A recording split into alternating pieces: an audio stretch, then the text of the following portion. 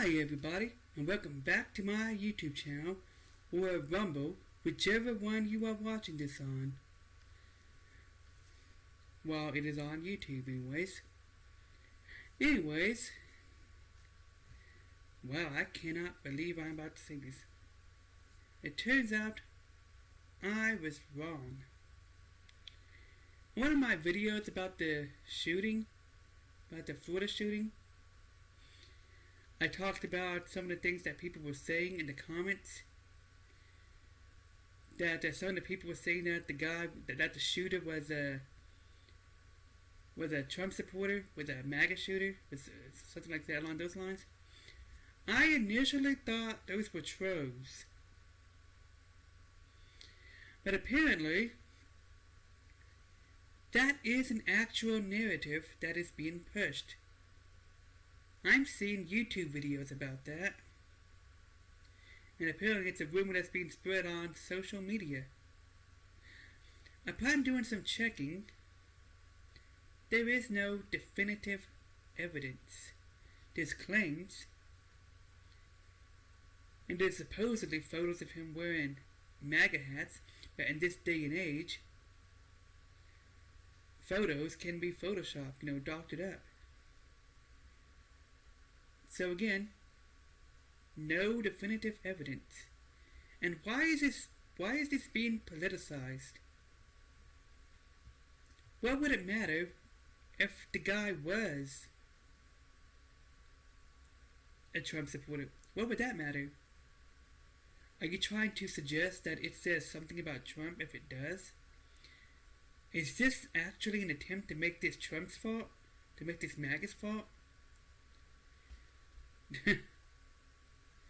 Boy, the hypocrisy, the double standards.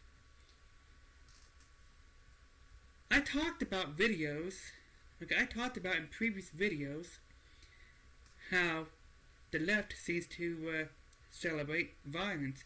They seem to call for violence. I mean, definitely ever since.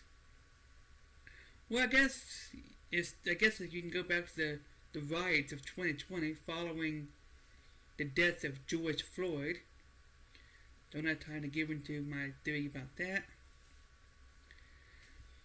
Those were riots that the media was referring to as peaceful protest, while you can see buildings on fire in the background. So fast forward to the incident at Butler back in July.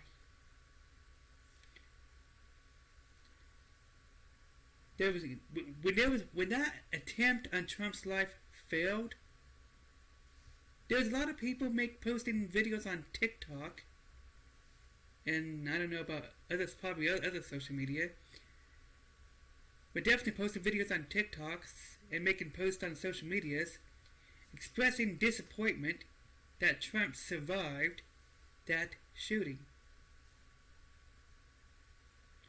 Now again, it's one thing to not like the man, it's another to want him dead. Okay? Two different things. Not liking him is an opinion. Wanting him dead is inciting violence. Okay? And there was another attempt a couple months later in September, and a possible third attempt was prevented in October. And definitely ever since Trump won the 2024 election, you have people posting videos on TikTok openly calling for violence against Trump supporters and the assassination of Donald Trump and Elon Musk, and I think even Trump's staff, cabinet. And in the early videos, people were openly calling for that, whilst using the phrase, somebody's got to do it, somebody's got to take one for the team. And then they openly say what it is. Then they openly say somebody's got to take out Trump.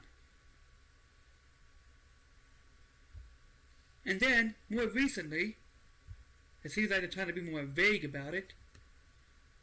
And just sticking to the phrase, somebody's got to do it, somebody's got to take it for the team.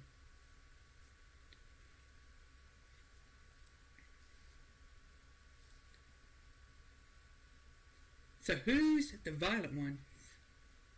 It seems it's the left. It's people who are anti-Trump. They are the ones expressing approval of violence. They are the ones celebrating violence. And I guarantee you, like I'm going to bring up this incident with Carmelo Anthony. I wonder how much of that money was donated by people who were left-leaning. I wonder how much of that. Well, I do not believe Carmelo Anthony's motive had anything to do with race. The mainstream media made it about race, and it became politicized. And I believe that all of Carmelo's supporters are on the left, because they are the ones who celebrates violence. Because nobody else with common sense would donate all that money. And then they're selling merch. Okay, these people seem to be grifting off of this tragedy. Even if it turns out they have a legitimate reason to have that car and that house, even if that's actually legitimate, because there was rumors about them using the money for that, which I'm not really sure 100% how accurate those rumors are, and it was addressed, and supposedly they have valid reasons for living in that house and for having those cars, supposedly. But I do not know how how reliable that evidence is. We don't know. But even if it is reliable, even if they do have a valid reason, they're still making money off of this tragedy. They're selling merch. They're calling it justice for Carmelo. I mean, this guy brings a knife to a track meet, goes to the wrong tent, the other team's tent, where he wasn't supposed to be in, and when somebody says something about it, now he gets a couple of warning. Now, touch me and see what happens, punch me and see what happens, whilst reaching in his bag for a knife. Now, bringing that knife, to me, that sounds like premeditation. That guy wanted to stab somebody, and he was looking for an excuse to do it. And he wanted to get off by claiming self-defense. Why else would he bring a knife to a track meet and go to the other team's tent? There are rumors going around that he was trying to rob them. I do not know how accurate that is, and there don't seem to be any mention of that in any police reports that I've heard about, as other people have made videos about that. So, I'm going to stick to what we do know. He brought a knife, and he stabbed a kid, the other kid, to death. Now, there is a video, which for some reason has not been released to the public yet, of the incident before the stabbing. There is a video. However, I do not believe that anything that Austin Metcalf done would have justified stabbing him to death. There's just no way. Now, anyways, his violence got celebrated. Also, when the CEO of United Healthcare got assassinated, the left was treating him like a hero.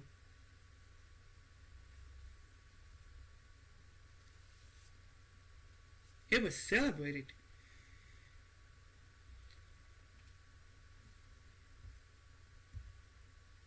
Like, that is, like, what?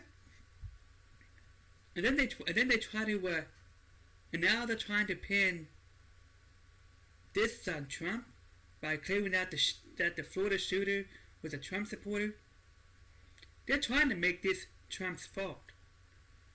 When first of all, there is no definitive evidence that the shooter was even a Trump supporter, number one. And it's only the left that's been openly approving of violence. Okay? If anybody on the right is actually violent, does end up a little bit violent, it's someone on a very extreme, and most people on the right will not support that and will call that out, whereas it will be celebrated on the left.